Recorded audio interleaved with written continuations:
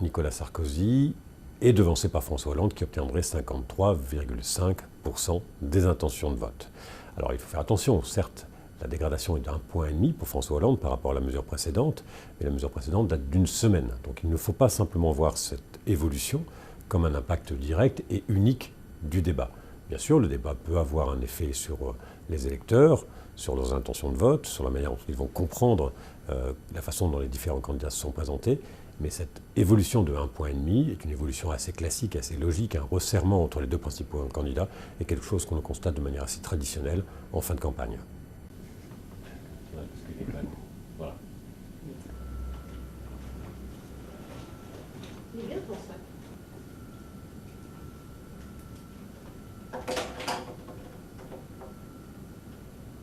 Nous avons à peu près un électeur sur deux de Marine Le Pen au premier tour qui se reporterait sur Nicolas Sarkozy au second tour. 50%, c'est assez sensiblement inférieur au report que l'on avait constaté de l'électorat de Jean-Marie Le Pen en 2007. À peu près les 2/3 d'entre eux s'étaient reportés sur Nicolas Sarkozy.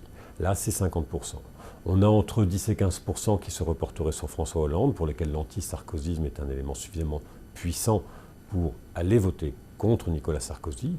Et il y a une masse relativement importante, encore aujourd'hui, entre 35% à peu près, d'électeurs de Marine Le Pen du premier tour qui nous disent qu'ils iront peut-être voter blanc ou nul, ou plus probablement s'abstiendront.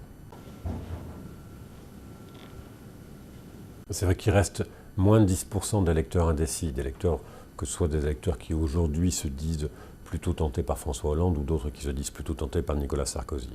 Donc ces électeurs peuvent éventuellement changer d'avis encore au dernier moment. Du Front National selon l'urbanité.